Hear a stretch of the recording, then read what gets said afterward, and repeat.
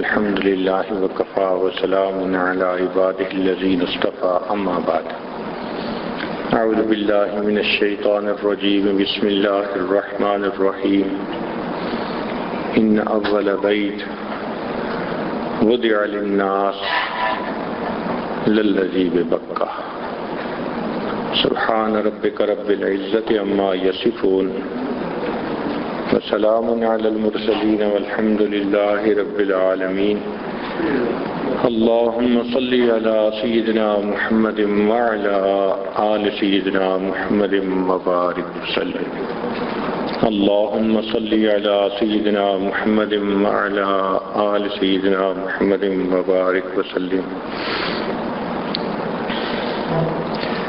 اللهم صل على سيدنا محمد وعلى آل سيدنا محمد وبارك وسلم ان اول بیت، بے شک وہ پہلا گھر، وضع للناس، جو انسانوں کے لیے بنایا گیا، للذی ببکہ، وہ بکہ تھا۔ بکہ بیت اللہ کا نام ہے اور مکہ شہر کا نام ہے۔ یہ سب سے پہلا گھر تھا۔ اس کا کیا مطلب؟ اس کا مطلب یہ کہ عبادت کی نیت سے بنایا جانے والا پہلا گھر۔ رہائش کے لیے تو پہلے بھی گھر بنائے لوگوں نے، لیکن جو سب سے پہلا گھر عبادت کی نیت سے بنا وہ کعبۃ اللہ تھا۔ حضرت آدم علیہ السلام نے اس کو تعمیر کیا، پھر اسی تعمیر پر یہ مکان بنتا چلا آیا۔ حضرت ابراہیم علیہ السلام نے بھی اسی تعمیر پر اس کو دوبارہ تعمیر کیا۔ پھر قریش مکہ نے نبی شام کی نبوت کے اظہار سے پہلے اس کو تعمیر کیا۔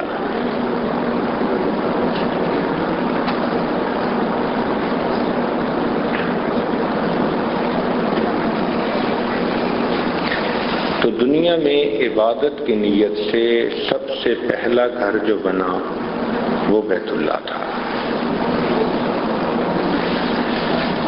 شروع میں اس کے اوپر غلاف نہیں ہوتا تھا۔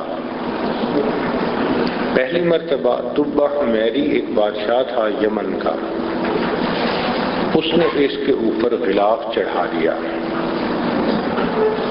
یہ اسلام سے 900 سال پہلے کی بات ہے۔ نبی اسلام کی تشریف آوری سے 900 سال پہلے طبہ حمیری نے اس پر پہلا غلاف چڑھایا اور یہ چلتا آیا۔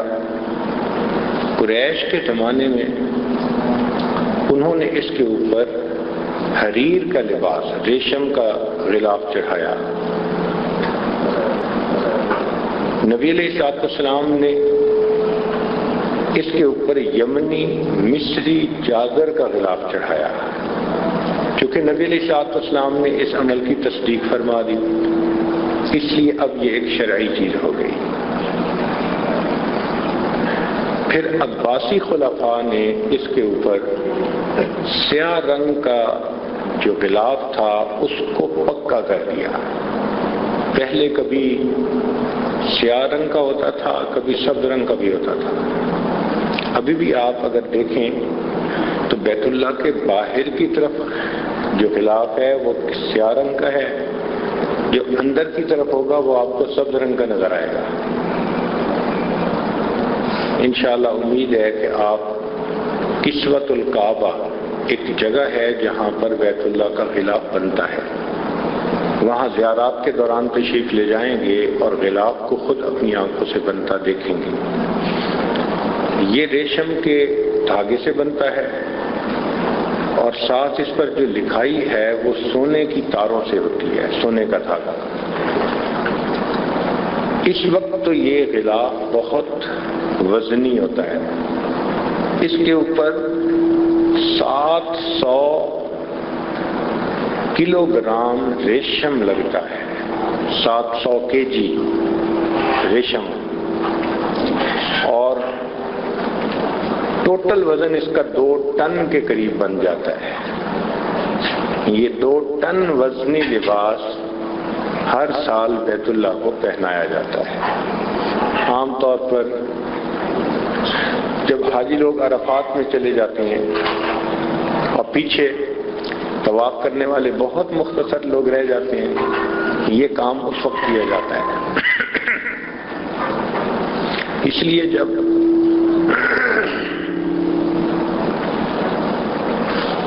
طواف زیارت کے لیے واپس آتے ہیں تو بالکل نیا نیا غلاف سامنے نظر آتا ہے۔ کسوہ کا مطلب ہوتا ہے لپٹی ہوئی چادر، تو اس کو کہتے ہیں کسوۃ الکعبہ، کعبہ پر لپٹی ہوئی چادر۔ یوں سمجھ لیں کہ یہ بیت اللہ کا احرام ہے، یا دوسرے الفاظ میں یوں سمجھ لیں کہ یہ بیت اللہ کا برقع ہے، حجاب ہے بیت اللہ کا۔ اس میں کیا حکمت ہے؟ حکمتیں بہت ہیں۔ ایک حکمت تو یہ کہ اس غلاف کے چڑھانے پر بیت اللہ شریف کے قریب جب آدمی جاتا ہے اور بیت اللہ کا غلاف پکڑ کر دعا مانگتا ہے تو یہ احساس ہوتا ہے کہ میں دامن محبوب اس کو پکڑ کر، اس سے لپٹ کر میں اپنی فریاد بیان کر رہا ہوں۔ محبوب کے دامن کو پکڑ کے اپنی فریاد کہنا، اس سے انسان کی یکسوئی بہت جاتی ہے۔ چنانچہ نبی علیہ الصلوۃ والسلام سے بھی غلاف کعبہ کو پکڑ کر دعا مانگنا ثابت ہے۔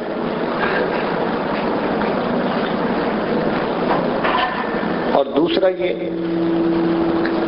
کہ حسن کو اللہ رب العزت نے ہمیشہ پردے میں ہی پسند فرمایا ہے۔ یہ قانون فطرت ہے کہ اللہ رب العزت نے حسن کے لیے پردے کو پسند کیا۔ مبتدی لوگوں کے لیے یہ اہم بات ہے، ورنہ ان کے دل کی بجائے ان کی آنکھ قابو میں نہیں ہوتی۔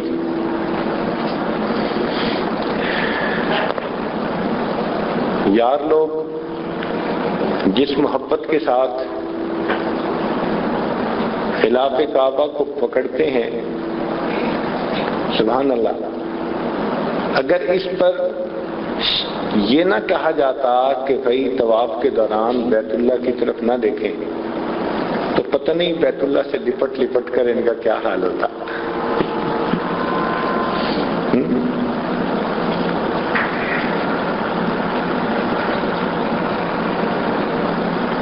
کمال جوش جنوں میں رہا میں گھر میں طواف، کمال جوش جنوں میں رہا میں گھر میں طواف، خدا کا شکر سلامت رہا حرم کا غلاف۔ یہ اللہ کا شکر ہے کہ حرم کا غلاف سلامت رہتا ہے، ورنہ تو دیوانے معلوم نہیں کیا کر ڈالتے۔ اس لیے اللہ رب العزت نے یہ ادب سکھا دیا کہ طواف کے دوران تم نے بیت اللہ کی طرف نہیں دیکھنا۔ تاہم جی چاہتا ہے کہ انسان غلاف کعبہ کو پکڑ کے دعا مانگے، اور پھر مانگتے ہیں، اور جب مانگتے ہیں تو پھر اس وقت آنسو اپنے قابو میں نہیں ہوتے۔ واقعی ایسا لگتا ہے جیسے محبوب کے دامن سے لپٹ کر انسان اپنی فریاد کہہ رہا ہے، اپنے دل کا سارا غم اپنے محبوب حقیقی کو بیان کر رہا ہے۔ تو نو نیاز کے لیے حجاب ہی اولا ہے کہ دل سے بڑھ کے ہے اس کی نگاہ بے قابو۔ کسی نے کہا حجاب اکثیر ہے آوارہ کوئے محبت کو، میری آتش کو بھڑکاتی ہے تیری دیر پیوندی۔ تو قریش کے زمانہ میں بھی یہ غلاف ہوتا تھا، بلکہ ایک روایت میں آتا ہے کہ نبی علیہ الصلوۃ والسلام ایک مرتبہ رات کے وقت حجر اسود اور رکن یمانی کے درمیان والی سمت پر کھڑے قرآن مجید پڑھ رہے تھے۔ عمر بن خطاب نانو حرم میں آ گئے، ان کے دل میں خیال آیا کہ یہ شخص کیا پڑھتا ہے. چنانچہ وہ ایک طرف سے غلاف کعبہ کے اندر چلے گئے اور آہستہ آہستہ اندر اندر چلتے چلتے وہ اسی سائڈ پر پہنچ گئے جہاں نبی علیہ الصلوۃ والسلام بیت اللہ کے قریب کھڑے قرآن کی تلاوت فرما رہے تھے. چنانچہ نبی علیہ الصلوۃ والسلام سورت پڑھ رہے تھے جس میں کافیہ، حسابیہ، رازیہ، کتابیہ یہ الفاظ تھے. جب انہوں نے یہ الفاظ سنے تو وہ سوچنے لگے یہ تو کسی شاعر کا قول پڑھ رہے ہیں. تو انہوں نے یہ سوچا کہ یہ کسی شاعر کا قول پڑھ رہے ہیں، کلام پڑھ رہے ہیں. تو قرآن مجید کی آیت کی تلاوت ہوئی وما هو بقول شاعر، یہ کسی شاعر کا کلام نہیں ہے. تو انہوں نے دل میں سوچا کہ یہ کسی کاہن کا کلام ہوگا. تو نبی علیہ السلام نے فوراً آیت پڑھی وما بقول کاہن، کسی کاہن کا بھی کلام نہیں ہے. تو عمر رضی اللہ عنہ گھبرا گئے کہ ادھر میرے دل میں خیال آتا ہے اور ادھر وہی الفاظ ان کی زبان سے، تو یہ کلام تو کوئی اہم بات ہے. چنانچہ وہ غلاف کے پیچھے سے نکل کر اپنے گھر کو چلے گئے، مگر سوچتے گئے. یہ وہ دن تھا، یعنی یہ وہ رات تھی جس سے اگلے دن قریش مکہ نے ان کو بھیجا کہ جاؤ جا کر مسلمانوں کے پیغمبر اسلام کا کام تمام کراؤ. اور یہ تلوار لے کے نکلے تھے. جب تلوار لے کے نکلے تو حضرت سعید رضی اللہ عنہ سے ملاقات ہوئی. انہوں نے پوچھا کہاں کا ارادہ ہے؟ کہنے لگے میں جا رہا ہوں، قصہ ختم کر رہا ہوں، نہ رہے بانس نہ بجے بنسری. ان کا جاؤ اپنی بہن کا ذرا پتہ تو کرو، وہ مسلمان ہو چکی. تو یہ بہن کے گھر آ گئے. پھر انہوں نے اپنے بہنوئی کو کہا کہ تم مسلمان ہو گئے. انہوں نے جواب میں کہا کہ اگر اسلام حق اور سچ ہے تو سچ کو قبول کرنے میں کیا پرابلم ہے. یہ اپنے بہنوئی کو مارنے لگ گئے. بہن بچانے کے لیے آئی تو انہوں نے بہن کے بھی تھپڑ لگایا. تو بہن بھی گر پڑی، پھر کھڑی ہوئی. وہ بھی آخر میں خطاب کی بہن تھی. تو بہن نے پھر وہ تاریخی جملہ کہا. اس نے کہا عمر، جس ماں کا دودھ تو نے پیا ہے اسی ماں کا دودھ میں نے پیا ہے. جسم سے جان تو نکال سکتا ہے، ایمان جسم سے نہیں نکال سکتا. یہ الفاظ تھے کہ جو بجلی بن کر گرے. اب خیال تو پہلے سے تھا کہ یہ کوئی خاص کلام ہے. تو یہ اپنی بہن سے کہنے لگے کہ اچھا مجھے بھی سناؤ تم کیا پڑھ رہے تھے. اس نے کہا تو پاک نہیں ہے، پہلے غسل کر پاک ہو پھر اس کلام کو سن سکے گا. چنانچہ انہوں نے غسل کیا. پھر پوچھا کہ وہ کلام سناؤ. تو اس پر اس صحابی نے وہ کلام سنایا طٰہ ما انزلنا علیک القرآن لتشقى الا تذکرۃ لمن یخشی. پھر سنتے سنتے جب اس آیت پر پہنچے اننی انا اللہ لا الہ الا انا فاعبدنی واقم الصلاۃ لذکری، اللہ نے دل کے تالے کھول دیے. کہنے لگے اچھا مجھے بھی کلمہ پڑھاؤ، میں بھی مسلمان بنتا ہوں.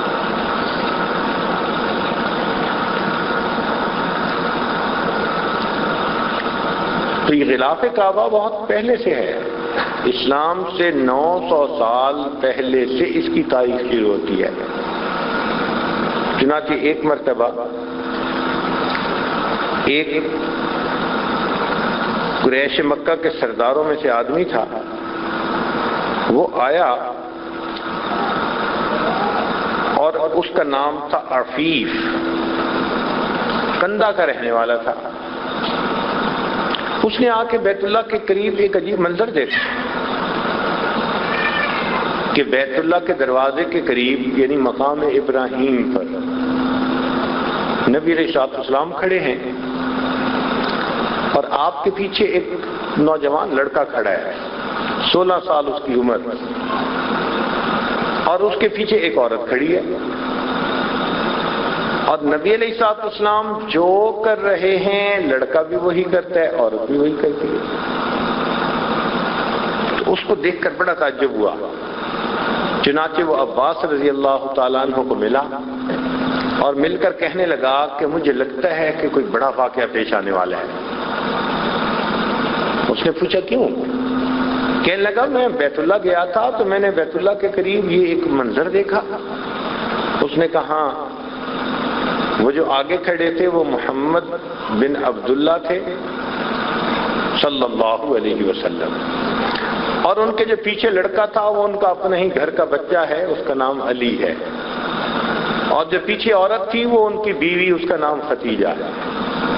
اصل میں جبریل علیہ السلام نے جب نماز کا حکم آ کر دیا تو نبی علیہ السلام کو نماز پڑھنا بھی سکھائی، بتائی. نبی علیہ السلام نے جبریل علیہ السلام سے وہاں نماز سیکھی. پھر آپ جب نماز پڑھنے لگے تو آپ کے پیچھے حضرت علی عنہ ہوتے تھے اور ان کے پیچھے آپ کی اہلیہ خدیجہ الکبریٰ ہوتی تھی. تو یہ نماز کا منظر دیکھ کر وہ قریشی سردار اتنا متاثر ہوا کہ وہ کہنے لگا کہ مجھے لگ رہا ہے کہ کوئی بڑا واقعہ پیش آنے والا ہے. آج بھی اگر آپ جائیں تو بیت اللہ شریف کے دروازے والی سائڈ پر، دروازے سے تھوڑا رائٹ کی طرف آپ دیکھیں تو وہاں نیچے بنیادوں پر کچھ پتھر لگے ہوئے ہیں. تو آپ کو ایک جگہ 5-6 پتھر نظر آئیں گے چھوٹے چھوٹے لگے ہوئے. تقریباً یہ وہ جگہ ہے جہاں پر نبی علیہ السلام نے سب سے پہلی نماز پڑھی. تو کوشش کریں اگر موقع مل سکے، عورتوں کے لیے تو ذرا مشکل ہوتا ہے، رات میں تو ہم نے عورتوں کو بھی وہاں نماز پڑھتے دیکھا، اگر وہاں موقع مل سکے تو وہاں 2 رکعت نفل پڑھ کر اللہ سے یہ دعا مانگیں کہ اے اللہ، آپ کے پیارے حبیب صلی اللہ علیہ وسلم نے امت کو نماز پڑھنی یہاں سکھائی، میں بھی 2 رکعت پڑھ رہا ہوں، مجھے بھی نماز صحیح طریقے سے پڑھنا آپ سکھا دیجئے. نماز کا جو خشوع ہے اور خضوع ہے اے اللہ مجھے بھی عطا فرما دیجئے. مقام احسان والی نماز جس کے بارے میں آپ نے فرمایا ان تعبد اللہ کأنک تراہ فإن لم تکن تراہ فإنہ یراک، اللہ مجھے بھی زندگی میں ایسی نماز پڑھنے کی توفیق عطا فرما دیجئے. تو اسی جگہ پر جب آپ جا کر دعا مانگیں گے تو نسبت تو بڑی چیز ہے نا، نسبت سے تو عزتیں ملتی ہیں، نسبت سے تو نعمت جلدی ملتی ہے. نسبت کی بات چلی تو آپ غور کریں کہ 2 اینٹیں ایک ہی بھٹے پہ بنتی ہیں، ایک جیسا رنگ ہے، ایک جیسا سائز ہے، ایک جیسی ڈیزائن ہے، قیمت بھی ایک جیسی ہے. ایک اینٹ کو لا کر آدمی مسجد میں لگا دیتا ہے جو بیت اللہ کہلاتی ہے، اور ایک کو بیت الخلاء میں لگا دیتا ہے، ٹوائلٹ میں لگا دیتا ہے. دونوں کی نسبت الگ ہو گئی، ایک نسبت ہو گئی بیت اللہ سے اور ایک نسبت ہو گئی بیت الخلاء سے. جو بیت اللہ سے نسبت ہوئی وہاں یہ عظمت ملی کہ اس اینٹ کے اوپر اپنی پیشانی ٹیکتا ہے، اور جو بیت الخلاء میں لگ گئی وہ صاف بھی ہو تب بھی انسان جوتے بغیر وہاں پاؤں رکھنا پسند نہیں کرتا. ادھر جوتے کے ساتھ پاؤں رکھتا ہے، ادھر پیشانی ٹیکتا ہے. نسبت نے دونوں اینٹوں کے عزت میں کتنا فرق ڈال دیا. تو یہ نسبت تو بڑی چیز ہے. اب ذرا غور کیجئے کہ نسبت کی برکتیں کیا ہیں. اللہ رب العزت نے اس امت کو حجر اسود عطا فرمایا. ذرا غور کرنا، اس امت پر اللہ کی بڑی بڑی نعمتیں. چنانچہ ذرا توجہ فرمائیے کہ بنی اسرائیل کو اللہ نے کیا نعمتیں دیں اور امت محمدیہ صلی اللہ علیہ وسلم کو اللہ نے کیا نعمتیں دیں. بنی اسرائیل میں سید صاحب اسلام فرماتے ہیں ان معی ربی، میرا رب میرے ساتھ ہے. حالانکہ پوری قوم ساتھ ہے مگر وہ فرماتے ہیں ان معی ربی، میرا رب میرے ساتھ ہے. اور اس امت کو دیکھیں اللہ رب العزت نے کیا مقام دیا کہ صدیق اکبر عنہ نبی علیہ السلام کے ساتھ ہیں غار ثور میں. تو نبی علیہ السلام فرماتے ہیں ان اللہ معنا، اللہ ہمارے ساتھ ہے. وہاں کیا فرمایا کہ میرے ساتھ ہے، امت کا تذکرہ نہیں. اور یہاں پر نبی علیہ السلام کیا فرماتے ہیں ان اللہ معنا، اللہ ہمارے ساتھ ہے۔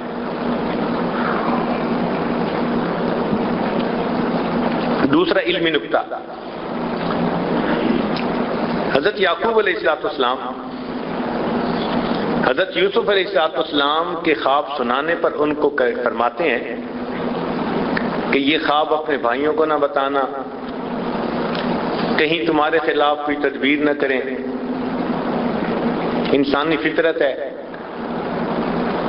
اور پھر اس کے بعد فرماتے ہیں وَكَذَلِكَ يَجْتَبِيكَ رَبُّكَ،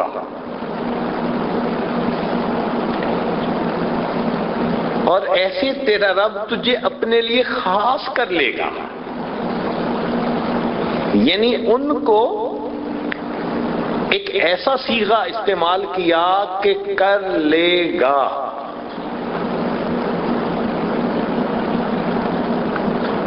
اور اس امت کے لیے اللہ تعالیٰ کیا فرماتے ہیں؟ فرماتے ہیں هُوَ اجْتَبَاكُمْ، وہ جس نے تمہیں اپنے لیے خاص کر لیا۔ ادھر مستقبل کا صیغہ اور ادھر ماضی کا صیغہ۔ سبحان اللہ، جو علم کے ساتھ ذوق رکھنے والے ہیں وہ اس فرق کو محسوس کریں گے کہ اللہ رب العزت کے اس امت پر کتنا احسان کہ وہاں ایک نبی کے بارے میں ایک نبی فرما رہے ہیں کذالک یجتبیک ربک، اللہ اکبر۔ اور یہاں پر اللہ پوری امت کے بارے میں فرماتے ہیں هو اجتباکم، وہ ذات جس نے تمہیں اپنے لیے پسند کر لیا۔ امت محمدیہ پر اللہ رب العزت کی یہ رحمت ہے۔ چنانچہ اور اس طرح کے کئی نکات ہیں، لیکن to cut the story short, اصل مقصد کی طرف آئیں کہ بنی اسرائیل پر اللہ تعالیٰ نے آسمان سے مائدہ نازل کیا، کھانا۔ امت نے کہا اور عیسیٰ علیہ السلام نے دعا مانگی، ربنا انزل علینا مائدۃ من السماء، ہمارے لیے آسمان سے مائدہ اتار دیجیے۔ یہ جو مائدہ کا لفظ ہے نا، یہ کھانے کے لیے استعمال ہوتا ہے، اور ہمارے پنجابی زبان میں بھی یہی لفظ استعمال ہوتا ہے، ہم اسے میدا کہتے ہیں۔ وہ جو آٹا ہوتا ہے نا، آٹے میں سے ریفائنڈ آٹا نکال لو تو اس کو کہتے ہیں میدا، وہ بھی کھانے کی چیز ہے۔ بنیادی طور پہ یہ قرآنی لفظ ہے جو ہماری زبان کے اندر آ گیا۔ تو اللہ تعالیٰ نے بنی اسرائیل کو مائدہ، کھانے کی چیز عطا فرمائی، آسمان سے نازل فرمائی امت کے لیے۔ اس امت کو اس پر بڑا ناز کہ جی ہمیں اللہ تعالیٰ نے آسمان سے چیز نازل عطا کر دی۔ اللہ تعالیٰ نے امت محمدیہ کے لیے آسمان سے حجر اسود کو اتارا۔ ذرا توجہ فرمائی، اسود کو اتارا اور اس حجر اسود کو بیت اللہ کے کونے پہ لگوا دیا۔ اب وہ کھانے پر ناز کرتے ہیں جو کچھ عرصہ کے لیے کچھ لوگوں کو ملا، اللہ نے امت کے سب لوگوں کے لیے اور ہمیشہ کے لیے ایک نعمت اتار دی۔ چنانچہ نبی علیہ السلام تشریف لائے، آپ نے حجر اسود کو بوسہ دیا۔ اب بوسے سے نسبت مل گئی، آسمان سے اتری ہوئی چیز تھی، محبوب کے بوسے نے اس پر نورن علی نور کا کام کر دیا۔ چنانچہ آج پوری امت اس بوسے کی یاد تازہ کرتی ہے، حجر اسود کو بوسہ دیتی ہے۔ عمر رضی اللہ تعالیٰ عنہ بھی حجر اسود کو بوسہ دیتے ہیں اور بوسہ دے کر کہتے ہیں تیرے بوسے کو ہم دیتے ہیں بوسہ حجر اسود پر، کہ اللہ کے پیارے حبیب صلی اللہ علیہ وسلم آپ نے جو بوسہ دیا تھا نا، اس بوسے کو ہم بوسہ دے رہے ہیں، تیرے بوسے کو ہم دیتے ہیں بوسہ حجر اسود پر، وگرنہ کام کیا تھا ہم مسلمانوں کو پتھر سے، ہم مسلمانوں کو پتھر سے کیا کام تھا، ہم پتھر کے پوجنے والے نہیں ہیں، ہم تو تیرے بوسے کو بوسہ دیتے ہیں۔ نبی علیہ السلام نے بوسہ دیا۔ آج بھی دیکھو امت اس حجر اسود کو بوسہ دینے کے لیے کیسے تڑپ رہی ہوتی ہے۔ جائیں تو وہاں لوگوں کا جذب دیکھیں، جنون دیکھیں، دیوانہ وار جیسے لوگ ہوتے ہیں نا ایسے، اور مرد تو مرد، عورتوں کا بھی حال وہی، حجر اسود کو بوسہ دینے کے لیے دیوانے. اللہ اکبر. تو بوسے کی نسبت سے اللہ نے اس کی شان بڑھا دی. اب ذرا غور کیجئے گا، حدیث پاک میں آتا ہے کہ حجر اسود یمین اللہ فی الارض. اکرمہ رضی اللہ تعالیٰ عنہ روایت فرماتے ہیں، کہتے ہیں کہ یہ حجر اسود دنیا میں اللہ رب العزت کا داہنا ہاتھ ہے. اور اس پر پھر محدثین نے لکھا کہ روایت میں آیا ہے کہ جس شخص کو نبی علیہ الصلوۃ والسلام کا زمانہ نہ مل سکا، اگر اس نے آ کر بیت اللہ کے اس پتھر کو حجر اسود کو بوسہ دے لیا تو بوسہ دینے سے اس کو اللہ سے اور نبی علیہ السلام کے ہاتھوں پر بیعت کرنے کی سعادت حاصل ہوئی. اللہ اکبر کبیرہ. یہ اتنا بڑا کام ہے، اتنا بڑا عمل ہے جی، کہ جس نے نبی علیہ السلام کا زمانہ نہیں پایا اور اس نے حجر اسود کو چھو لیا، بوسہ دے لیا، اس نے گویا اللہ رب العزت اور حضور اکرم صلی اللہ علیہ وسلم کے ہاتھ پر بیعت کر لی.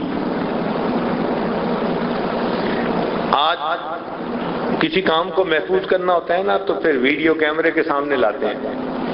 آپ دیکھیں امیگریشن سے نکلتے ہیں نا تو پاسپورٹ چیک کرتے ہوئے کہتے ہیں نہیں ذرا کیمرے کے سامنے آئے، اس کو محفوظ کرتے ہیں. اسی طرح حجر اسود انسان کے قلبی احوال کیفیات کو محفوظ کر لیتا ہے. چنانچہ جب فتح مکہ ہوا تو نبی علیہ الصلوۃ والسلام کے ہاتھ پر 2000 لوگوں نے ایک دن میں بیعت کی. 2000 لوگوں نے. حدیث مبارکہ میں آتا ہے کہ نبی علیہ الصلوۃ والسلام اس کونے پر بیٹھے جہاں حجر اسود ہے اور پوری قوم بالکل حجر اسود کے سامنے تھی اور یہیں بیٹھ کر نبی علیہ السلام نے ان سے بیعت لی.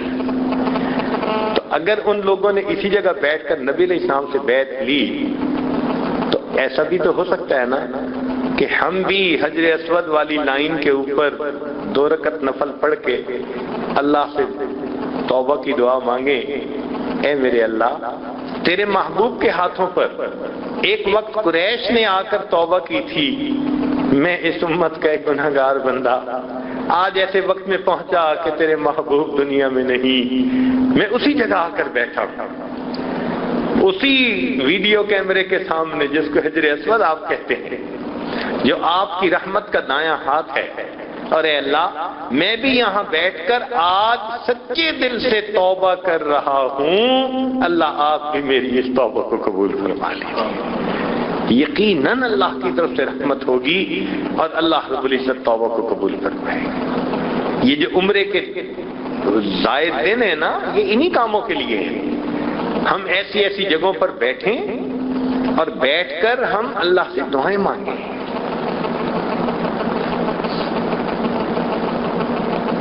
جو ڈھونڈنے والے ہوتے ہیں پتہ نہیں ان کی نگاہ کہاں پہنچتی ہے. چنانچہ دارالعلوم دیوبند کے دوسرے مختمم گزرے ہیں، ان کا نام تھا رفیع الدین. بڑے صاحب حال بزرگ تھے، بہت ہی صاحب حال بزرگ تھے، صاحب کشف و کرامت بزرگ تھے. حرم تشریف لے آئے، یہاں قیام کیا. اب ذرا سوچئے کہ ان کی سوچ کہاں پہنچی. ایک دن بیٹھے بیٹھے خیال آیا کہ نبی علیہ السلام نے بیت اللہ کی کنجیاں بنو شیبہ کو عطا کر دی. یہ ایک قبیلہ ہے جن کے پاس پہلے سے یہ کنجیاں تھیں. نبی علیہ السلام نے ان کو فتح مکہ کے بعد کنجیاں دے دیں اور فرما دیا کہ یہ قیامت تک تمہارے ہی قبیلے میں رہیں گی. یہ بھی تصدیق فرما دی. چنانچہ آج اس وقت بھی ان کے پاس بیت اللہ کی کنجیاں ہیں. کوئی بادشاہ بھی اگر آتا ہے نا تو دروازہ کھولنے کے لیے وہی خاندان بنی شیبہ کا بندہ آتا ہے اور آ کے کنجی بردار وہ دروازہ کھولتا ہے. تو شاہ رفیع الدین رحمت اللہ علیہ ان کے ذہن میں خیال آیا کہ یہ خاندان بھی رہے گا مکہ مکرمہ میں، اور نبی علیہ الصلوۃ والسلام کی حدیث سے ثابت ہوتا ہے کہ ان کے پاس چابی بھی رہے گی. چنانچہ انہوں نے کیا کیا کہ جو بیت اللہ کا کنجی بردار تھا نا اس کے ساتھ دوستی لگائی، واقفیت بنائی، تعارف کیا، ہدیہ تحفہ دیا، بات چیت کی، حتیٰ کہ چند دنوں میں انسان ہیں آپس میں خوب موانست ہو گئی، محبت ہو گئی، جان پہچان ہو گئی. جانے کا وقت آ گیا تو جاتے ہوئے تو پھر دل اداس ہوتے ہی ہیں. تو یہ اس سے جب ملنے لگے تو ان کا بھی دل اداس تھا کہ اچھا آپ جا رہے ہیں. انسان کہتے ہیں نا کوئی کام ہمارے ذمے، ہم کیا کر سکتے ہیں. تو جب انہوں نے کہا نا کوئی کام ہمارے ذمے تو فرمان لگے ہاں ایک کام ہے، اگر آپ کر دیں تو. کون سا؟ کہ وہ کام یہ کہ یہ کچھ پیسے ہیں، یہ تو ہے ہدیہ، اور یہ ایک تلوار ہے، یہ ہے امانت. کیا مطلب؟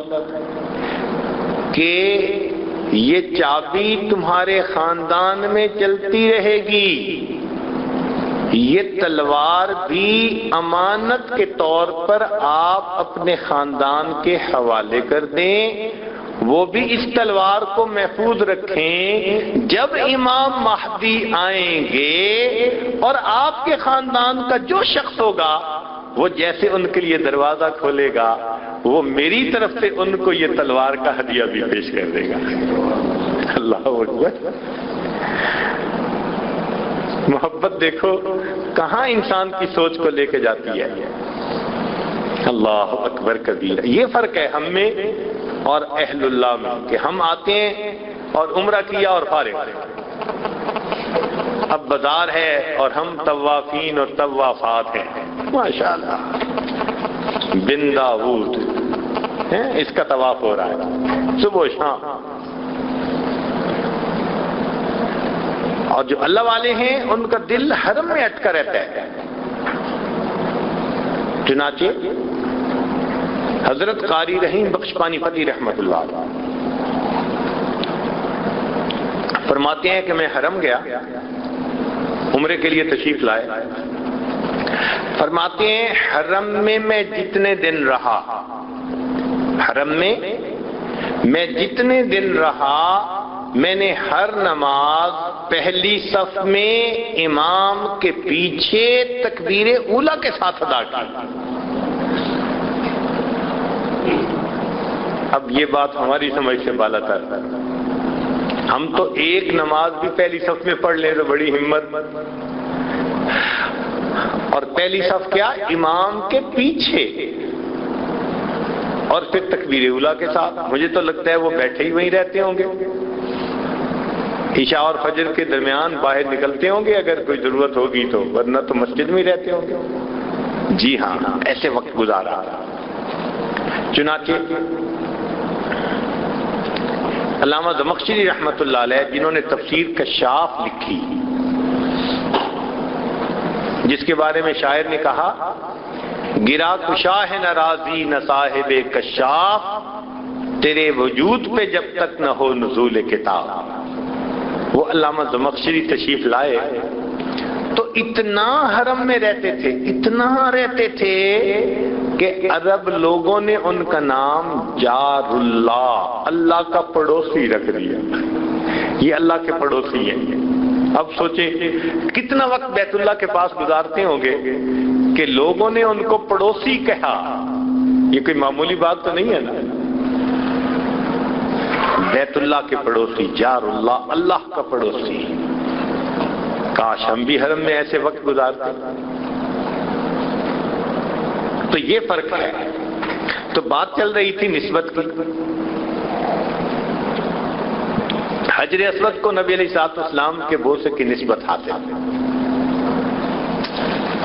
اور قریب ایک دوسرا مقام بھی ہے جس کو کہتے ہیں مقام ابراہیم. اس مقام ابراہیم سیدنا ابراہیم علیہ السلام کے پاؤں سے لگنے کی نسبت حاصل، یہ مقام ابراہیم بنا۔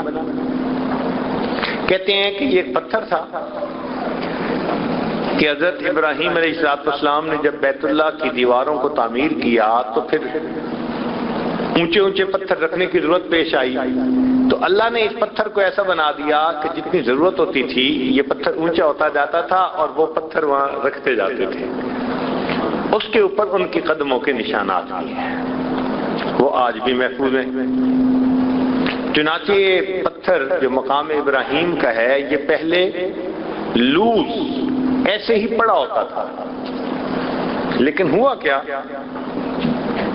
کہ عمر فاروق رضی اللہ عنہ کے زمانے میں 17 ہجری میں بارشوں کا بہت سیلاب آیا اور اس سیلاب میں یہ پتھر بھی اپنی جگہ سے ہل کر کہیں اور چلا گیا۔ اب عمر فاروق رضی اللہ عنہ کو پریشانی ہوئی کہ ایک تو اس پتھر کو ڈھونڈیں اور دوسرا اس کو ایگزیکٹ اس جگہ پر رکھیں جہاں نبی علیہ السلام کے زمانے میں تھا۔ بڑی پریشانی، بڑی حیرانی۔ اب سوچیں یہ کتنی فراست رکھنے والے صحابی۔ چنانچہ تلاش کیا، اللہ نے مہربانی کر دی کہ اجیاد کے طرف سے یہ مقام ابراہیم والا پتھر مل گیا۔ تو جب مل گیا تو پھر انہوں نے کہا کہ اب کون ہے جو مجھے یہ بتائے کہ اس کی ایگزیکٹ جگہ کون سی تھی؟ اندازہ تو سب کو معلوم تھا، ایگزیکٹ جگہ۔ چنانچہ اس وقت بنو اسحم کے ایک آدمی تھے مطلب بن وداع، وہ آئے اور عمر فاروق رضی اللہ عنہ کے سامنے کہنے لگے کہ امیر المومنین، ایک مرتبہ میرے ذہن میں یہ خیال آیا تھا کہ یہ پتھر ایسے ہی رکھا ہوا ہے، یہ کسی وجہ سے آگے پیچھے بھی ہو سکتا ہے، تو کیسے نشاندہی ہوگی کہ یہ اپنی جگہ کیسے ہوگا؟ تو میں نے اس وقت اس کی باب کعبہ اور بیت اللہ کے جو کونے ہیں، رکن ارکان ہیں، ان سے پیمائش کر کے رکھ لی تھی، وہ پیمائش میرے پاس محفوظ ہے۔ چنانچہ عمر رضی اللہ عنہ نے ان کو بلایا اور انہوں نے آ کر بتایا اور سب صحابہ نے اس کی تصدیق کی کہ واقعی یہی اس کی اصل جگہ تھی۔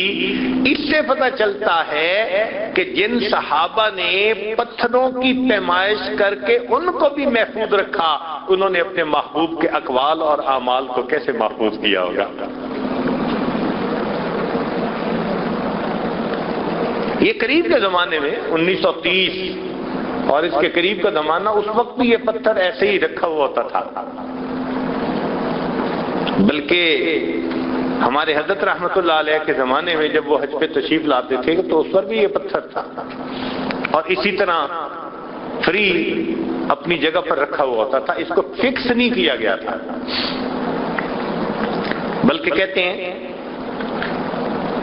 کہ نبی علیہ السلام نے حجۃ الوداع سے واپس تشریف لائے طواف زیارت کے لیے، تو طواف کرنے کے بعد اللہ کے پیارے حبیب صلی اللہ علیہ وسلم نے کنویں میں سے پانی نکالا، زمزم کا کنواں، بئر زمزم، اس میں سے پانی نکالا، ڈول نکالا اور ڈول میں سے پانی نوش فرمایا، اور پانی نوش فرمانے کے بعد ڈول میں جو پانی بچا، اللہ کے محبوب صلی اللہ علیہ وسلم نے وہ بچا ہوا پانی اس کنویں میں واپس ڈال دیا۔ اور واپس ڈالنے کا جو ہے نا وہ راز یہ تھا کہ میرے بعد میری امت کے جتنے لوگ اس زمزم کو پئیں گے انہیں میرا بچا ہوا پانی پینے کی سعادت حاصل ہو جائے گی۔ اللہ اکبر کبیرہ۔ دیکھیے محبت کیا عجیب چیز ہوتی ہے۔ چنانچہ ہمارے اکابر آتے تھے اور ڈول نکال کے اس کو پانی کو پیتے تھے، تو فرمانے لگے، ہمارے حضرت نے یہ بات بتائی کہ میں نے دیکھا حضرت مولانا احمد علی لاہوری رحمت اللہ علیہ فرماتے ہیں کہ وہ بھی آئے ہوئے تھے، تو میں نے دیکھا ان پر محبت کا ایسا غلبہ تھا، وہ گئے اور مقام ابراہیم سے یہ جو پتھر تھا یہ اٹھا کر لائے اور ڈول سے زمزم نکالا اور زمزم کو ان پاؤں کے میں ڈال کر وہاں سے نوش فرمایا، جیسے پیالے سے پانی پیتے ہیں نا۔ حضرت مولانا احمد علی لاہوری رحمۃ اللہ علیہ نے محبت کی بنا پر غلبہ محبت میں ڈول سے پانی ان پاؤں کے نشانات میں ڈالا اور پاؤں کے نشانات سے پھر پانی اپنے لب سے نوش فرمایا۔ اللہ اکبر۔ تاہم حکومت وقت نے جب دیکھا کہ بھئی یہ تو غیر محفوظ ہے پھر، تو انہوں نے اس کو ایک جگہ کے اوپر فکس کر دیا۔ آج ایک مینارہ چھوٹا سا بنا ہوا ہے جس کے اندر شیشے کے اندر یہ پتھر رکھا ہوا ہے، تو یہ مقام ابراہیم اپنی جگہ کے اوپر محفوظ۔ سیدنا عمر رضی اللہ تعالیٰ عنہ کو اللہ رب العزت نے ایسی سمجھ دی تھی جس پر ان کو فاروق کا لقب ملا تھا، حق اور باطل کے درمیان فرق کرنے والے فرقان، کہ ان کی بعض تجاویز بالکل وہی منشاء خداوندی کے مطابق تھی۔ چنانچہ بدر کے قیدیوں کے بارے میں ان کی جو رائے تھی وہ منشاء خداوندی کے عین مطابق تھی، آیتیں اتر آئیں۔ پردے کے بارے میں جو ان کی رائے تھی منشاء خداوندی کے بالکل مطابق نکلی، اللہ نے حجاب کی آیات اتار دی۔ اور تیسری ایک یہ بھی تھی کہ بھئی نماز کہاں پڑھی جائے، تو عمر لانا چاہتے تھے کہ ابراہیم علیہ السلام کے جو پاؤں کے نشانات ہیں نا اس کے قریب میں نماز پڑھی جائے۔ چنانچہ اللہ رب العزت نے قرآن پاک کی آیت اتار دی، وَاتَّخِذُوا مِن مَّقَامِ إِبْرَاهِيمَ مُصَلًّى، کہ تم مقام ابراہیم کو اپنے لیے مصلی بنا لو۔ اب یہاں مفسرین نے ایک عجیب نقطہ لکھا، نقطہ یہ لکھا، فرماتے ہیں کہ اللہ رب العزت کی قدردانی دیکھیے کہ ابراہیم خلیل اللہ نے اللہ رب العزت کا گھر تعمیر کیا اور اللہ نے اتنی عزت افزائی فرمائی کہ ان کے قدموں کے نشانات کو آنے والے لوگوں کے لیے سجدہ گاہ بنا دیا۔ فرمایا جہاں میرے خلیل کے قدموں کے نشان ہیں اس کے قریب سجدے کرو تو۔ واہ میرے مولا، کتنے قدردان ہیں آپ، اللہ اکبر کبیرہ۔ چنانچہ یہ مقام ابراہیم قبولیت دعا کا مقام ہے۔ امام اعظم ابو حنیفہ رحمۃ اللہ علیہ تشریف لائے اور کہتے ہیں کہ یہاں 2 رکعت میں انہوں نے پورا قرآن مجید مکمل پڑھا، اور پڑھنے کے بعد پھر انہوں نے کہا ما عبدنا کا حق عبادتک وما عرفنا کا حق معرفتک۔ کیوں یہ کہا؟ نبی علیہ السلام کی سنت کی اتباع میں۔ حدیث پاک میں آتا ہے کہ نبی علیہ السلام نے بھی مقام ابراہیم پہ 2 رکعت نفل پڑھ کے یہی الفاظ کہے تھے، ما عبدنا کا حق عبادتک، اے اللہ جیسے تیری عبادت کا حق تھا وہ حق ادا ہم نہیں کر سکے، تو ہم بھی پھر اس پر عمل کر لیں۔ مقام ابراہیم پر موقع ملے تو 2 رکعت نفل پڑھ کے ہم بھی یہی کہیں، اللہ ما عبدنا کا حق عبادت، وہ جیسے بھی عبادت ہے ٹوٹی پھوٹی، اے اللہ آپ اس کو قبول فرما لیجیے۔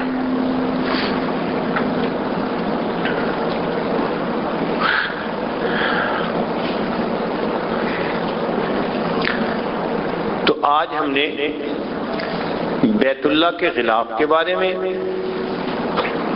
پھر حجر اسود کے بارے میں، اور پھر مقام ابراہیم کے بارے میں آج ہم نے کچھ بات کی۔ ایک آخری بات جو بہت اہم ہے کہ آپ اگر بیت اللہ کو دیکھیں تو اس کے اندر کچھ نہیں ہے۔ ہوتا ہے نا بھئی اندر کوئی خزانہ چھپا ہوگا، کوئی چیزیں رکھی ہوں گی، کوئی انمول چیزیں، کچھ بھی نہیں ہے اندر، بس ستون ہے اور ستون کے اوپر چھت ہے۔ اللہ اللہ خیر سے ایک کونے میں چھت پہ جانے کا راستہ ہے، سیڑھی ہے، خالی ہے اندر سے۔ اب اس میں کیا راز ہے ذرا سوچیں۔ اب یہاں ایک راز بتایا جا رہا ہے. ہو سکتا ہے ہماری نظر نہ پہنچے لیکن اللہ والوں کی نظر پہنچتی ہے. انہوں نے یہ راز بھی کھول دیا. ان کا دیکھو اللہ تعالیٰ چاہتے تو اس بیت اللہ کے اندر کو سونے چاندی سے بھر دیتے، اگر چاہتے تو ہیرے اور موتی سے بھروا دیتے. میرا گھر ہے، موتیوں سے بھر دو، ہیروں سے بھر دو، قیمتی چیزوں سے بھر دو. کچھ بھی نہیں، بالکل خالی. اللہ آپ نے اپنے گھر کو خالی کیوں پسند کیا؟ ایک پیغام دینا تھا. میرے بندو دیکھو، اس کو میں بیتی کہہ رہا ہوں، اپنا گھر کہہ رہا ہوں. کس لیے؟ اس کے اندر کچھ نہیں. لہذا جو میری تجلیات اس گھر پر نازل ہوتی ہیں، اگر تم چاہتے ہو کہ وہ تمہارے دلوں پر نازل ہوں تو تم بھی اپنے دل کو غیر سے خالی کر لو. بتوں کو توڑ تخیل کے ہوں کہ پتھر کے، بتوں کو توڑ تخیل کے ہوں کہ پتھر کے. سب بتوں کو توڑ دیجئے، اپنے دل کو ماں سوا سے خالی کر لیجئے. جیسے اس خالی کعبہ کے اوپر، اس عمارت کے اوپر اللہ کی براہ راست تجلیات اترتی ہیں، جو دل ماں سوا سے خالی ہو جاتا ہے اللہ کی براہ راست تجلیات اس دل پر اترا کرتی ہیں. اب ہم اپنے دل کی طرف ذرا جھانک کر دیکھیں، خالی ہے یا اس میں مورتیاں ہیں، شکلیں ہیں؟ ما هذه التماثيل التي انتم لها عاكفون. انسان کی تصویر پڑی ہوئی ہے، یہ بت ہیں سارے کے سارے. جب تک یہ بت اندر رہیں گے وہ تجلیات نازل نہیں ہو سکتی. اس لیے آج اس مجلس میں ہم دلوں میں یہ عہد کریں کہ اے اللہ، ہم نے مخلوق کی نفسانی، شیطانی، شہوانی محبتوں کو ترک کر دیا، اور اے اللہ اپنے دل کو ہر خیر سے خالی کر لیا. یہ دل فقط آپ کے لیے. اب آپ ایک رحمت کی نظر اس پر ڈال دیجئے. جب ہم یہ نیت کر لیں گے تو پھر اللہ رب العزت کی خاص رحمت کی نظر اس دل پر پڑے گی. یہی کہنے کی بات ہے، ترکت اللات والعزى جميعا، ترکت اللات والعزى جميعا كذلك يفعل الرجل البصير. اللہ سب لات اور منات چھوڑ دیے اور بصیرت رکھنے والا شخص ایسا ہی کیا کرتا ہے. آج ہم بھی اس محفل میں ہر لات اور منات کو توڑ ڈالیں. ہمارے دلوں میں لات ہے، منات ہے، حبل ہے، بہت سارے بت ہیں.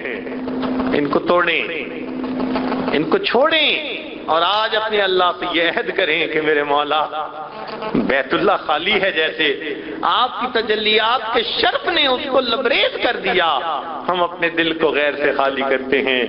ہمارے دل کو اپنی تجلیات سے لبریز فرما دیجیے.